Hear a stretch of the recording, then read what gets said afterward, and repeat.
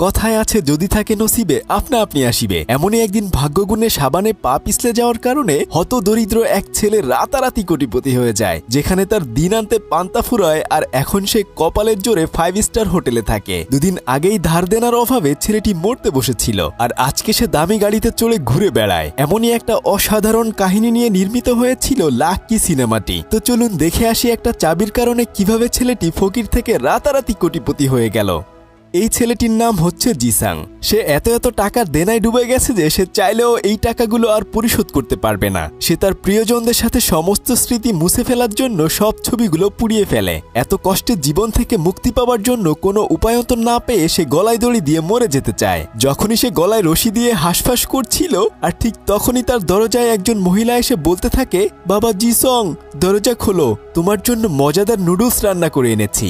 এই কথা শুনে সে মনে মনে চিন্তা করে, মরার আগে না হয় নুডলসটুকুন খেয়েই মরি। এই ভেবেই যখন সে দরজা খোলে আর দেখতে পায় যে বাইরেই তার বাড়িওয়ালি দাঁড়িয়ে রয়েছে। বেশ কয়েক মাস ভাড়া না দিয়ে সে পালিয়ে থাকে। সেজন্য বাড়িওয়ালি তাকে নুডলসের লোভ দেখিয়ে বাইরে এনেছে। সে তখন বলতে থাকে, হারামজাদা, কতদিন যাবত আমার বাড়ির ভাড়া দিস না। নুডলসের কথা শুনে অমনেই বের হয়ে এসেছিস। আজকে আমার বাসা থেকে চলে যাবি। রুমটা তো একদম গোয়ালঘর বানিয়ে রেখেছিস। আর গোসল করিস না কতদিন যাবত, তোর গা থেকে তো দুর্গন্ধ আসছে। জিসং তখন কোনো মতে দরজা লাগিয়ে আবার গলায় দড়ি দিয়ে মরতে চায়। সে যেহেতু কয়েকদিন ধরে গোসল করে না, তাই মরার আগে না হয় একবার গোসল করেই সে মরবে। তাই সে তখন গোসল করার জন্য বাইরে বের হয়। আর তখনই তার পকেট থেকে লাইফ ইন্স্যুরেন্সের একটা কাগজ পড়ে যায়। আসলে সে গরিব হলেও ভালো মানুষ ছিল। সে মারা যাওয়ার পরে হয়তো তার ধার দেনা কিছুটা এই ইন্স্যুরেন্স থেকে দেওয়া যেত। অন্যদিকে বৃষ্টিস্নাত রাতের বেলায় একটা গাড়িতে করে একজন সন্ত্রাসী এসে একজন মানুষকে কুপিয়ে মেরে ফেলে। তারপর সে লাশটি তার গাড়িতে করে দূরে কোথাও গুম করার জন্য নিয়ে যায়। কিন্তু ট্রাফিক জ্যাম হওয়ার কারণে সারা রাত পেরিয়ে সকাল হয়ে যায়। সকালবেলা যখন সে গাড়ি চালাচ্ছিল, সে দেখে যে তার হাতে রক্ত লেগে আছে। তাই সে আশেপাশে তার হাত ধোয়ার জন্য একটা জায়গা খুঁজতে থাকে। কিছুক্ষণ পরে সে একটা পাবলিক ওয়াশরুম পেয়ে যায়। সে ওই পাবলিক বাথরুমে যায় হাত ধোয়ার জন্য। আর অন্যদিকে জিসং এখানেই গোসল করতে এসেছিল। জিসাং তার পাশেই দেখে অনেক দামি একটা ঘড়ি এবং ওয়ালেট রয়েছে। সে মনে মনে বলতে থাকে, এই বেটা আসলেই অনেক ধনী লোক। তখন যদিও তারা একে অপরের দিকে তাকায়, কিন্তু কেউ কোনো কথা বলে না।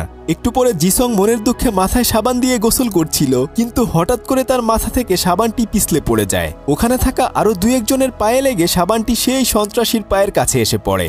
আর তখনই সাবানের উপর পা পড়ে বেচারা চিৎপটাং হয়ে পড়ে গিয়ে জ্ঞান হারিয়ে ফেলে। কিন্তু তার হাতের চাবিটি তখন ছিটকে এসে জিসং এর পায়ের কাছে পড়ে। সে তখন হাতে করে চাবিটা নিয়ে ওখানে গিয়ে দেখে যে সেই ধনী লোকটি অজ্ঞান হয়ে পড়ে আছে। আর তখনই তার মাথায় লোভ জেগে বসে। সে সবার চোখের আড়ালে সেই ধনী ব্যক্তির হাতের কাছে গিয়ে তার নিজের লকারের চাবিটি দিয়ে অদল বদল করে নেয়। কিছুক্ষণ পরে ইমার্জেন্সি অ্যাম্বুলেন্স এসে ওই লোকটিকে ওখান থেকে নিয়ে যায়। জিসং তখন তাড়াতাড়ি গিয়ে লকারের ভেতর থেকে ইয়ংওক নামের ওই ধনী ব্যক্তির জামা কাপড় পরে বাইরে বেরিয়ে আসে। আর মনে মনে বলতে থাকে, আল্লাহ আমাকে মাফ করে দিও, আমি মাত্র একদিন বড়লোক হয়ে বেঁচে থাকতে চাই। আর এর কিছুক্ষণ পরে সে স্যুটবুট পরে বাইরে বেরিয়ে এসে বাড়িওয়ালিকে তার সমস্ত ভাড়া পরিশোধ করে দেয়। এমনকি আরো কয়েক মাসের অ্যাডভান্স ভাড়াও তাকে দিয়ে দেয়। এরপর সে যখন তার কোটের পকেটে হাত দেয়, আর তখনই সে সেই ধনী লোকটির গাড়ির চাবি পেয়ে যায়। তারপর সে এই দামি গাড়িতে চড়ে এখানে সেখানে ঘুরে বেড়ায় আর ইচ্ছে মতো কেনাকাটা করতে থাকে। যার যার কাছ থেকে সে টাকা ধার নিয়েছিল সবার টাকা ফেরত দিয়ে দেয়। এমনকি সে তার গার্লফ্রেন্ডের কাছ থেকে নেয়া টাকাগুলো তাকে ফেরত দেয়। কিন্তু তার গার্লফ্রেন্ড তখন তাকে বলে সামনের মাসে তার বিয়ে হয়ে যাবে। এই কথা শুনে তার মন অনেক বেশি খারাপ হয়ে যায়। সে গাড়ির ভেতরে বসে অনেক বেশি অনুতপ্ত হয় আর বলতে থাকে, এই গাড়ি কিংবা টাকা পয়সা এগুলো আমার না। আর তাছাড়া এগুলো আমার জীবন পরিবর্তনও করতে পারবে না, বরং ওই মানুষটিকে এগুলো ফেরত দিয়ে দেওয়া উচিত। তার ভেতরের ভালো মানুষটা তখন জেগে ওঠে। তাই সে জলদি করে হসপিটালে চলে যায় সবকিছু ফেরত দেওয়ার জন্য। সে চুপি চুপি ওই লোকটির পাশে তার সবকিছু ফেরত দিয়ে যখন চলে আসছিল, আর ঠিক তখনই লোকটি তার হাত চেপে ধরে। সে তো অনেক বেশি ভয় পেয়ে যায়। কিন্তু কিছুক্ষণ পর লোকটি বলে, ডাক্তাররা বলল আমার নাম নাকি জিসং। ফ্লোরের সাথে মাথায় আঘাত লাগার কারণে আমি আমার স্মৃতিশক্তি হারিয়ে ফেলেছি। তুমি কি আমাকে চেনো?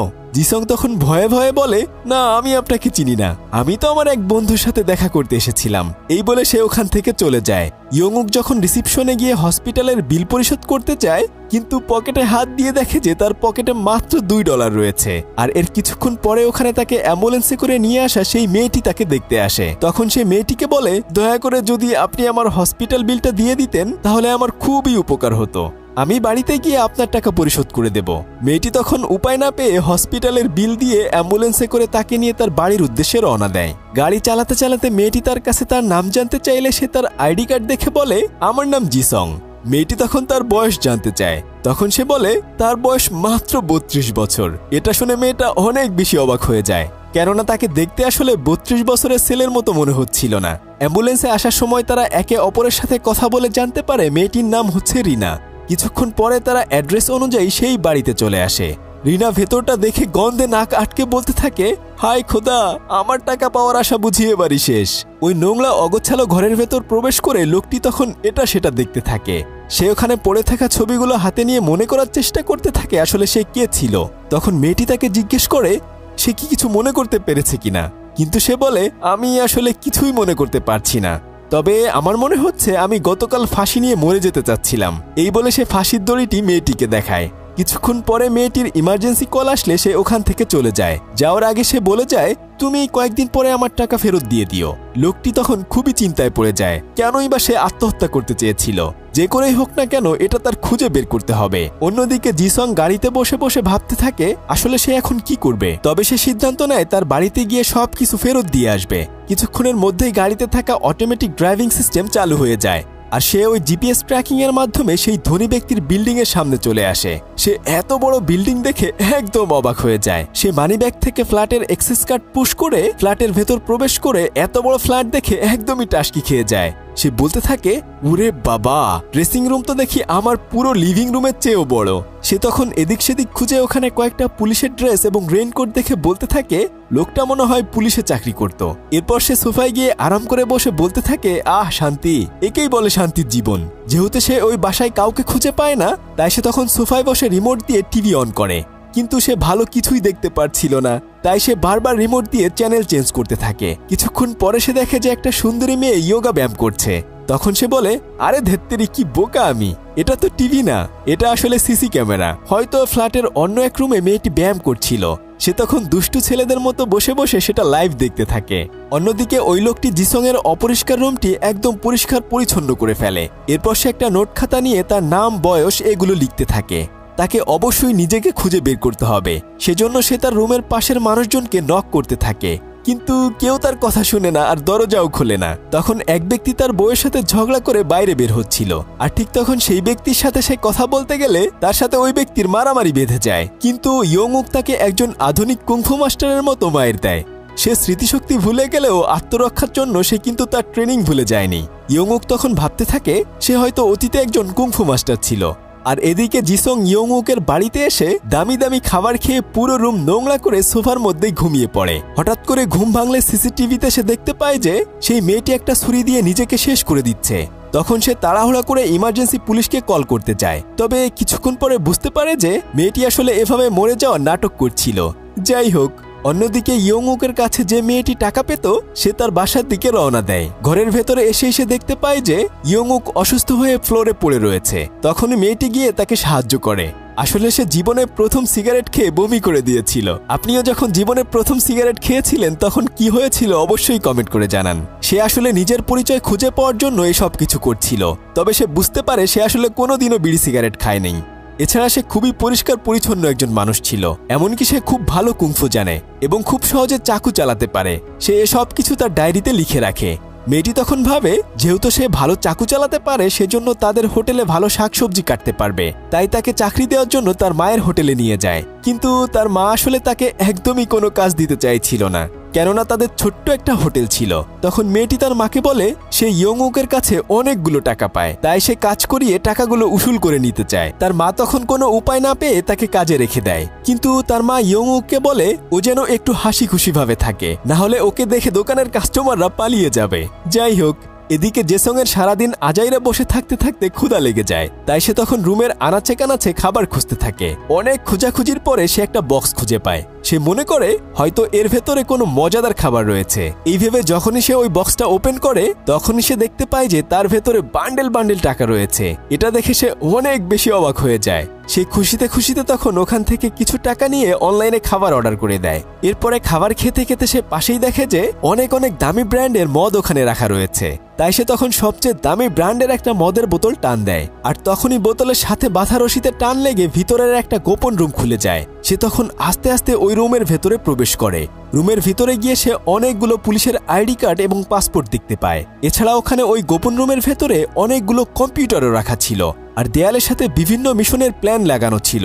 কিছুক্ষণ পরে সে খেয়াল করে যে যেই মেয়েটিকে সে সিসিটিভিতে দেখেছিল ওই মেয়েটির কিছু পোস্টার ওখানে রয়েছে। সে মনে করে হয়তো মেয়েটিকে কোনো সন্ত্রাসীরা মেরে ফেলতে চায়, তাই হয়তো এই লোকটি গোপনে পুলিশের মিশনের কারণে মেয়েটির উপর নজর রাখছে। মেয়েটিকে দেখে তার একটু মায়া হয়। সে তখন ভাবতে থাকে যদি ওই ব্যক্তির স্মৃতিশক্তি না হারিয়ে যেত তাহলে হয়তো মেয়েটিকে মরতে হতো না, কিন্তু যেভাবেই হোক এত সুন্দরী একটা মেয়েকে সে বাঁচাতে চায়। তাই সে তখন ডিশ লাইনের মানুষের একটা ড্রেস পরে প্রত্যেকটা অ্যাপার্টমেন্টে খোঁজ নিতে থাকে, কিন্তু কোনো অ্যাপার্টমেন্টেই আসলে ওই সেই মেয়েটিকে খুঁজে পায় না। আর তখন সে তার ডায়েরিতে লিখে রাখা এক একটা ফ্ল্যাট নাম্বার কেটে দেয়। এরপর সে রুমে এসে ভাবতে থাকে কিভাবে সে মেয়েটিকে খুঁজে বের করবে, কিন্তু সিসিটিভিতে দেখা যায় মেয়েটি বারবার আত্মহত্যা করার নাটক করছে।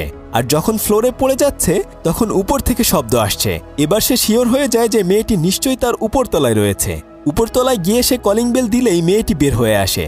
সে তখন মেয়েটির সাথে একটু আধটু পরিচিত হওয়ার চেষ্টা করে, কিন্তু মেয়েটি তাকে বেশি একটা পাত্তা দেয় না, এমনকি সে তার মুখের উপর দরজাটি লাগিয়ে দেয়। অন্যদিকে ইয়ংউক যেহেতু অনেক ভালো চাকু চালাতে পারত, তাই সে তখন তার চাকুর সাহায্যে বিভিন্ন ডিজাইনের মজার মজার খাবার রান্না করে দেয়। কাস্টমাররা তার খাবার খেয়ে একদমই অবাক হয়ে যায়। এমনকি তার আইসক্রিম খাওয়ার জন্য শত শত মেয়েরা তখন তাদের হোটেলের বাইরে লাইন ধরে দাঁড়িয়ে থাকে। তাদের ব্যবসা ভালোই চলতে থাকে। এটা দেখে মেয়েটি এবং তার মা সবাই অনেক বেশি খুশি হয়ে যায়। সব কাজ শেষ করে মেয়েটি তার বাসায় এসে বলে, তোমার জন্যই আমাদের হোটেলে এখন অনেক ভালো কেনাবেচা হচ্ছে, প্রতি মাসের 25 তারিখে তোমাকে বেতন দেয়া হবে। এই বলে মেয়েটি ওখান থেকে চলে যায়। ইয়ংউক তখন ক্যালেন্ডারে তারিখ খুঁজতে গেলে দেখতে পায় যে 25 তারিখে একটা জায়গার নাম লেখা রয়েছে, আর পরদিনই ছিল 25 তারিখ। তাই সে সকালবেলা ওই জায়গাটি গিয়ে রাস্তায় লাইনে দাঁড়িয়ে যায়। একটা গাড়িতে করে কয়েকজন মানুষ এসে সবার নাম ধরে তাদেরকে গাড়িতে তুলে নেয়। যখন জেসং এর নাম ধরে ডাকে সে তখন গিয়ে ওই গাড়িতে উঠে পড়ে। কিছুক্ষণ পরে তার একটা শুটিং স্পটে চলে আসে। আসলে এখানে ছোটখাটো রোলের জন্য তাকে অ্যাক্টিং করার জন্য আনা হয়েছে, যেমন ভিলেনের গুন্ডাগুলো মাইর খায় এমন আর কি। বেচারা তখন কোনো কাজ ঠিকঠাক মতো করতে পারছিল না, বরং সে ওখানে সবকিছু এলোমেলো করে দেয়। তাই ডিরেক্টর তাকে খুব অপমান করলেও সে কিছুই বলে না। কাজ শেষে তারা তাকে কিছু টাকা দেয়, আর তখন সে হাজিরা খাতায় জেসং এর আসল বাড়ির ঠিকানা খুঁজে বের করে। তারপর সে সেই ঠিকানায় চলে যায়। ওখানে গিয়ে দেখে যে জেসনের বাবা আসলে একজন নাপিত। ইয়ংউক মনে করে তার বাবা হয়তো তাকে চিনবে, কিন্তু তাকে তো সে আসলে চিনতে পারে না। সে তখন দোকানে বসে অপেক্ষা করতে থাকে, কিন্তু একজন কাস্টমার জেসং এর বাবাকে বলে, দেখিও তোমার ছেলে একদিন অনেক বড় অভিনেতা হয়ে ফিরে আসবে। সে তখন জানতে পারে যে জেসং বড় অভিনেতা হওয়ার প্রতিজ্ঞা করে বাড়ি থেকে রাগ করে চলে গিয়েছিল। তাই সে তখন ওখান থেকে বের হয়ে যায় এবং মনে মনে বলতে থাকে, আমি একদিন বড় অভিনেতা হয়ে আবার সবার সামনে ফিরে আসব। অন্যদিকে জেসং সেই মেয়েটিকে ফলো করতে করতে তার কলেজে চলে আসে। মেয়েটি তার মাকে বলছিল সামনের মাসেই সে এদেশ ছেড়ে চলে যাবে, আর তখনই একজন মানুষ মেয়েটিকে ফলো করতে থাকে। মেয়েটি ওই মানুষটাকে দেখে ওখান থেকে পালাতে শুরু করে। জেসংও তখন ওখানে ছিল। সে দেখতে পায় যে লোকগুলো ইয়ংউককে ভাড়া করেছিল মেয়েটিকে মারার জন্য, তাদের মাঝে একজন মেয়েটিকে ফলো করছে। সে তখন খুব চালাকি করে মেয়েটিকে তার গাড়ির ভেতরে লুকিয়ে রাখে, আর এই যাত্রায় মেয়েটি তখন বেঁচে যায়। অন্যদিকে ইয়ংউক সেই হোটেলে গিয়ে তার চাকরিটি ছেড়ে দেয়। তখন তারা সবাই চাকরি ছাড়ার পেছনের কারণ জিজ্ঞেস করলে সে বলে, আমি একজন অভিনেতা হতে চাই। সবাই তখন মনে করে তার মাথা আসলেই নষ্ট হয়ে গেছে। সে বাড়িতে ফিরে এসে পুরো দমে অভিনয় হওয়ার জন্য প্র্যাকটিস করা শুরু করে দেয়। সে প্রতিদিন ভোরবেলা দৌড়ায়, প্রসাব দেয় এবং স্ক্রিপ্ট দেখে দেখে মুখস্থ করে প্র্যাকটিস করতে থাকে। অন্যদিকে জেসং সেই মেয়েটিকে সব জায়গায় ফলো করে জানতে পারে মেয়েটির নাম ইয়ানজো। সে যতই মেয়েটিকে পটাতে চেষ্টা করে না কেন, কিন্তু একবারও সেই মেয়েটি তাকে পাত্তা দেয় না। মাঝে মাঝে এই মেয়েটি গাড়ি নিয়ে বাইরে কারোর জন্য অপেক্ষা করে, কিন্তু তার সাথে দেখা করার জন্য কেউ আসে না। তবে জেসং তো মেয়েটির পিছুই ছাড়ছে না। একদিন যখন সে লাগেজ নিয়ে যাচ্ছিল তখন সে তাকে সাহায্য করার জন্য টানাটানি করার কারণে লাগেজের হাতল ভেঙে যায়। অন্যদিকে ইয়ংউক আবারও শুটিং এর ওখানে গিয়েছে, তবে আজকে সে নায়কের বডিগার্ড হিসেবে রোল পায়। কিন্তু কিছুক্ষণ পরে দেখা যায় যে সে আসলে নায়কের চেয়ে অনেক বেশি ভালো ফাইট করে সবাইকে একদম মেরে শুইয়ে দেয়। এটা দেখে ডিরেক্টর অনেক বেশি অবাক হয়ে যায়। তাই সে তখন ইয়ংউককে পরবর্তী শুটিংয়ের জন্য নায়কের ডান হাত বানিয়ে দেয়। পরদিন যখন আবার শুটিং শুরু হয় তখন দেখা যায় যে সে আসলে নায়কের চেয়েও অনেক ভালো ফাইটিং করছে এবং ডায়লগ ডেলিভারি দিচ্ছে। পরিচালক তখন তাকে একটু একটু করে ভালো ভালো রোল করার সুযোগ করে দেয়। সে যখন আবার ওই হোটেলে কাজ করতে আসে তখন সবাই তাকে টিভিতে দেখতে পেয়ে তার কাছে অটোগ্রাফ নেয়ার জন্য ছুটে আসে। এভাবে তার দিন আস্তে আস্তে ভালোই কাটতে থাকে। অন্যদিকে জেসং মেয়েটিকে প্রতিদিন একটা একটা করে গিফট দেয়, যার ফলে একটু একটু করে তাদের দুজনের মধ্যে একটা ভালো বন্ধুত্বপূর্ণ সম্পর্ক গড়ে ওঠে। জেসং যখন বাসায় ছিল তখন ওখানের মোবাইলে একটা কল আসে। তারপর সে জানতে পারে যে ইয়ংউক আসলে কোনো পুলিশ নয়, বরং সে একজন ভাড়াটে খুনি। তাকে টাকা দেয়া হয়েছিল ওই মেয়েটিকে খুন করার জন্য। আর এই খুনের পেছনে কারা কারা রয়েছে এটা জানার জন্য জেসং তাদের কাছে অনেক বেশি টাকা চায়। আর সে মাস্ক পরে তাদের সাথে দেখা করে। আসলে ইয়ংউক খুবই চালাক একজন ভাড়াটে খুনি ছিল, কেউ কখনোই তার চেহারা দেখেনি, তাই তারা কেউ জেসংকে চিনতে পারে না। কিন্তু ওই গুন্ডাদের লিডার জেসংয়ের পেছনে মানুষ লাগিয়ে দেয় তার উপর নজর রাখার জন্য। আর অন্যদিকে ইয়ংউক দিন দিন অনেক ভালো অভিনয় করতে থাকে, সেজন্য আস্তে আস্তে করে আসল নায়কের জায়গায় তাকেই অনেকগুলো কাজ দেয়া হয়। দিন দিন সে অনেক বেশি জনপ্রিয় হয়ে ওঠে। তবে একদিন একটা শুটিংয়ে নায়ক সত্যি সত্যি তাকে অনেক বেশি আঘাত করে, কিন্তু সে ডিরেক্টরের কাছে কোনো নালিশ করে না, বরং এই শটটিকে নিতে বলে। সে বাসায় ফিরে আসলে সেই মেয়েটি তাকে যেখানে ব্যথা পেয়েছে সেখানে পরিষ্কার করে দেয়। এভাবে আস্তে আস্তে করে তাদের মধ্যেও অনেক ভালো একটা সম্পর্ক হয়ে যায়। আর এর কয়েকদিনের মধ্যেই ইয়ংউক একজন সুপারস্টার হয়ে যায়। কিন্তু অন্যদিকে জেসং যখন জানতে পারে যে ইয়ংউক আসলে ইয়নজুকে খুন করতে চায়, তখন থেকে সে ইয়ংউককে মারার জন্য বুদ্ধি করতে থাকে। সে সুযোগ বুঝে ইয়ংউককে মারতে আসলে সে বরং তখন উল্টা তার কাছে ধরা খেয়ে যায়। বাঁচার জন্য সে তাকে বলে যে আমি আপনার বড় একজন ফ্যান, এই বলে সে ওখান থেকে কোনো রকমে বেঁচে যায়। তবে ইয়ংউক একদিন একটা রোমান্টিক সিনে অ্যাক্টিং করতে গিয়ে সে আর সেটা করতে পারছিল না। এই কথা সে বাসায় এসে ওই মেয়েটিকে বলে। তারপর তারা দুজনে বাসায় বসে প্র্যাকটিস করতে থাকে। পরবর্তীতে সে শুটিংয়ে গিয়ে নায়িকার সাথে খুব ভালোভাবেই অ্যাক্টিং করে। ইয়নজু প্রতিবারের মতো আবার এক বৃহস্পতিবারে লাগেজ নিয়ে বাইরে বের হয়ে আসে। আর ঠিক তখনই জেসং তাকে বলে তুমি যার জন্য অপেক্ষা করছো সে আর কখনোই আসবে না, বরং সে আসলে তুমি বিপদে পড়বে। তখন ইয়নজু জানতে চায় আসলে সে কেনই বা এতদিন ধরে তাকে ফলো করছে। জেসং তখন বলে আমি তোমাকে অনেক ভালোবাসি, এই বলে সে তাকে জড়িয়ে ধরে। আর এই দৃশ্যটা গুন্ডাদের বসের কাছে চলে যায়। তারা তখন একজন নতুন ভাড়াটিয়া খুনি ভাড়া করে তাদের দুজনকেই মেরে ফেলার জন্য। ইয়ংউকের দিনকাল ভালোই কাটছিল। সে তাদের সবাইকে নিয়ে যেখানে সেখানে ঘুরে বেড়ায়। কিন্তু একদিন গাড়িতে যাওয়ার সময় হঠাৎ করেই বৃষ্টি নামে। তখন তার সেই দিনের কথা মনে পড়ে যায়। তার মনে পড়ে যায় আসলে সে জেসং নয় বরং ইয়ংউক। তাই সে জলদি করে তার অ্যাপার্টমেন্টে চলে আসে। সে তার বাসার অগোছালো অবস্থা দেখে বুঝতে পারে পাবলিক বাথরুমের ওই ছেলেটাই এই অবস্থা করেছে।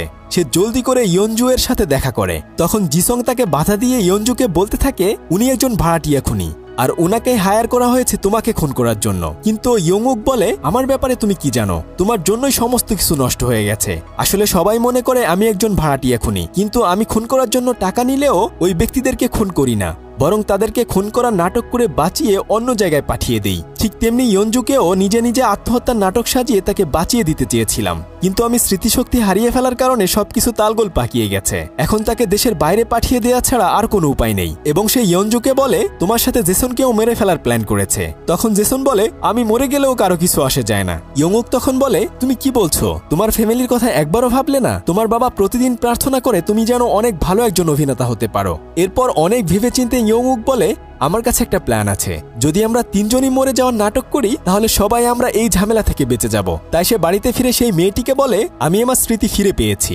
তবে আমি আমার জীবনের সাথে তোমাকে জড়াতে পারবো না। পরদিন জেসন নাটক করে ইয়নজুকে মেরে ফেলে। আর তখনই ওখানে ইয়ংউক চলে আসে। তখন গুন্ডাদের লিডার তো খুবই অবাক হয়ে যায়, কেননা একজনকে মারার জন্য দুজন কিলার কিভাবে হবে। তাই সে জানতে চায় আসলে এই নতুন কিলারকে। তখন তাদের মধ্য থেকে একজন বলে এই নতুন কিলারকে ভাড়া করেছি পুরনো কিলারকে মারার জন্য। সবকিছু এভাবে ঠিকঠাক মতোই চলছিল, কিন্তু ঝামেলা বেঁধে যায় যখন ওখানে সেই মেয়েটি ইয়ংউককে খুঁজতে খুঁজতে ওখানে চলে আসে। ইয়ংউক অনেক চেষ্টা করেও তাকে আর বোঝাতে পারে না। তবে অনেকক্ষণ পরে তারা বুদ্ধি করে তাদের উপর একটা কন্টেইনার ফেলে দেয়। সব সন্ত্রাসীরা তখন মনে করে হয়তো তারা সবাই মারা গেছে। এরপর ইয়ংউক আর তার আগের জীবনে ফিরে যায় না, বরং সে জেসং সেজে একজন অভিনেতা হয়েই বেঁচে থাকে। এমনকি সে আসল জেসংকেও অভিনয় করার সুযোগ করে দেয়। আসলে মানুষ তার ইচ্ছে শক্তির মাধ্যমে যে কোনো কিছুই জয় করতে পারে। ভাগ্য আসলে আমাদের নিজেদেরকে তৈরি করে নিতে হয়। এই গল্পটি থেকে আপনি কি শিখতে পারলেন অবশ্যই কমেন্ট করে জানান। এতক্ষণ আপনাদের সাথে ছিলাম আমি সাদি।